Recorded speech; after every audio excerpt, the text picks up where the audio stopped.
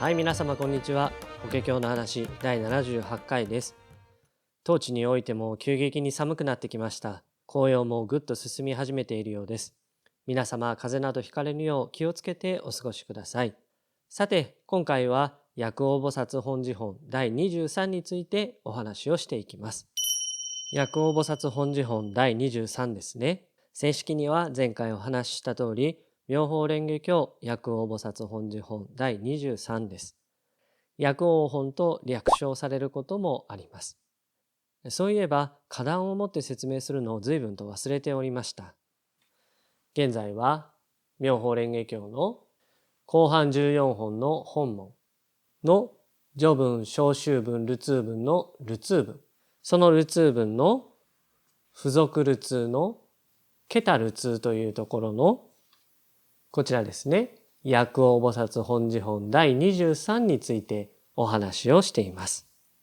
ちなみにこちらも前回お話ししましたが、ここから領受線での説法、つまり領前へが始まります。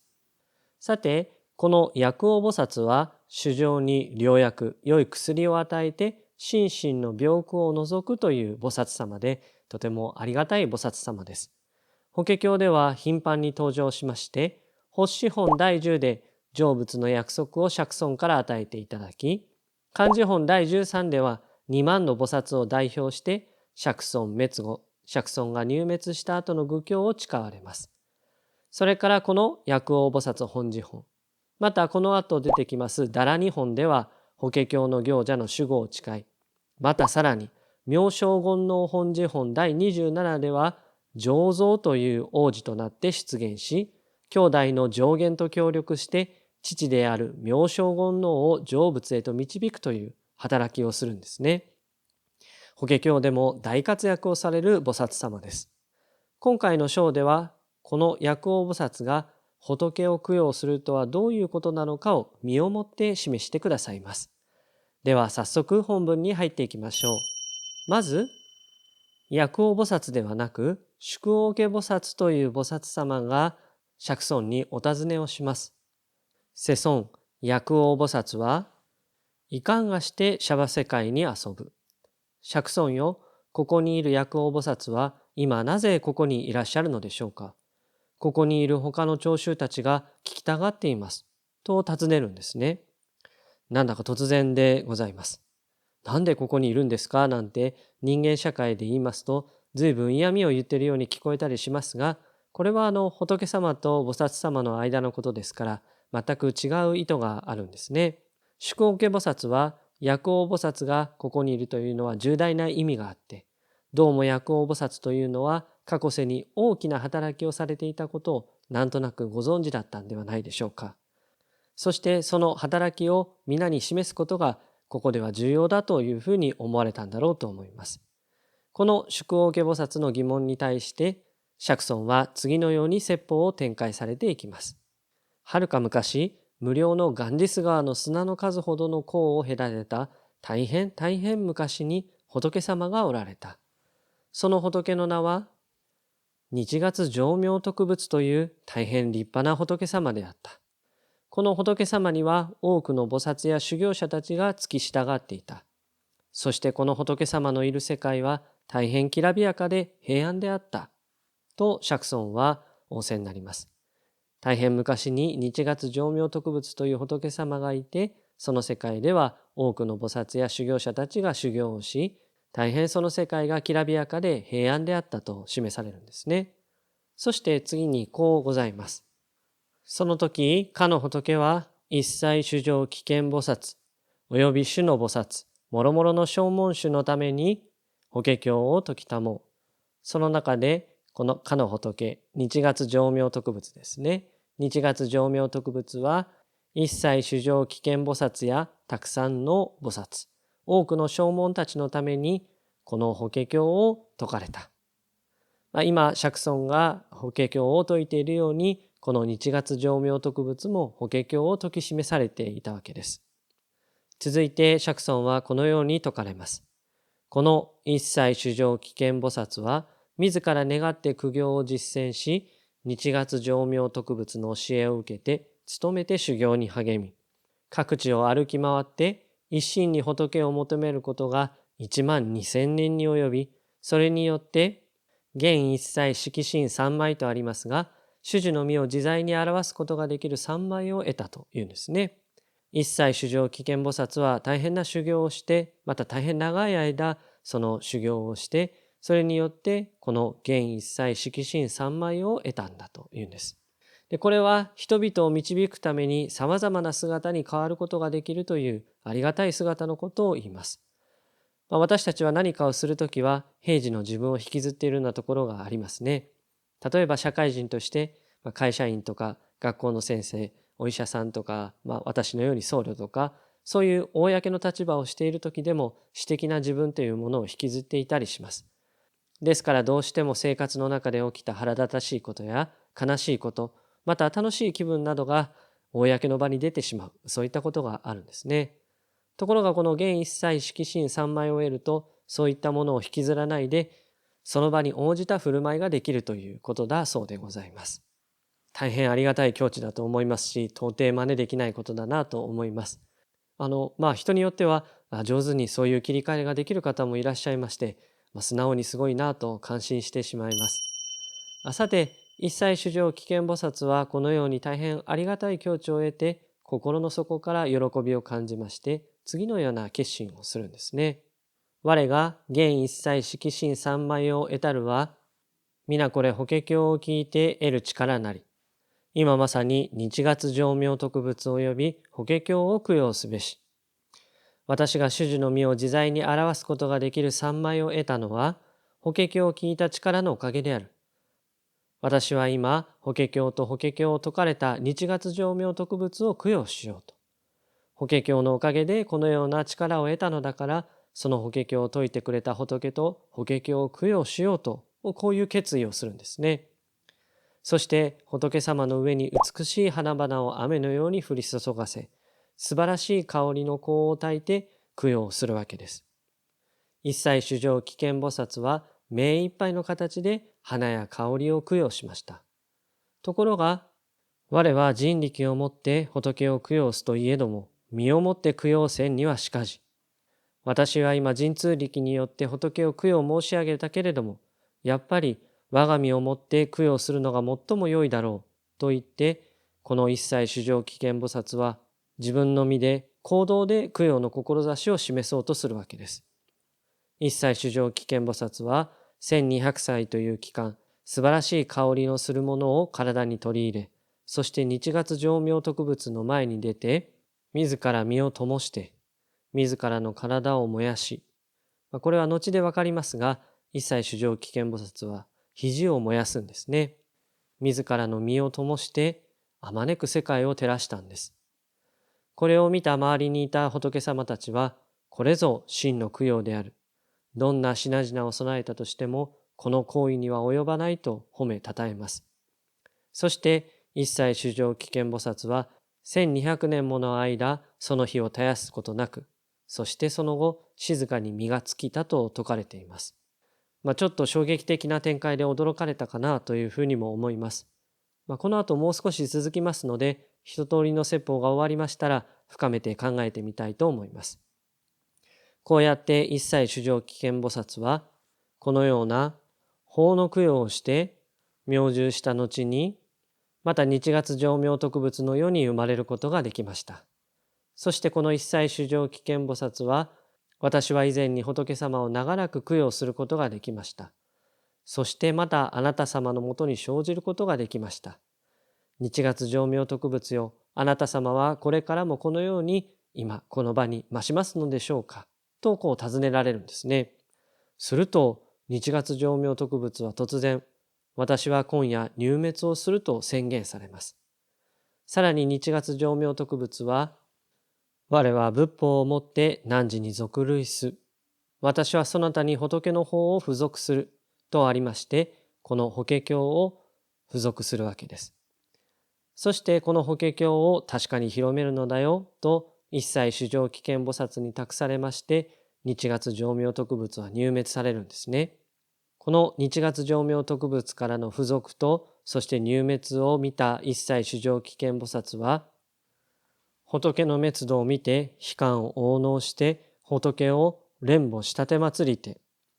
仏が入滅されるのを見て悲しみ悩みもだえ仏を強く連母するのですが、一切衆生危険菩薩は仏が入滅するのを見て悲しみ悩みもだえ仏を強く連母します。そして先団を巻として日月浄明特仏を供養してお焼きするんですね。その火が消えた後、一切衆生危険菩薩は日月浄明特仏の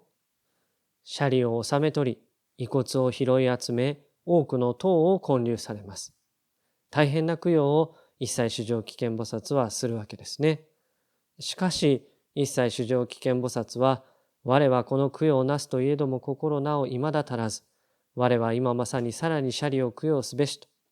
私はこのように供養したけれどもまだ物足りないんだ。私はまたさらに遺骨を供養しようと思って、そして周りの者に共に祈ろうと声をかけ、また自らの肘を燃やし、7万2,000年の間世界を照らし続けたわけです。その姿を見て多くの者たちは多大な利益を得ることができました。その後多くの時間が過ぎ、ボロボロになった一切衆生危険菩薩の体を見て、周りの菩薩や修行者たちはとても悲しみます。しかし、一切衆生危険菩薩は、私はいつの日にか金色の仏心を得るであろう。その時にはこの両肘も元のようになるであろうと、こう誓われます。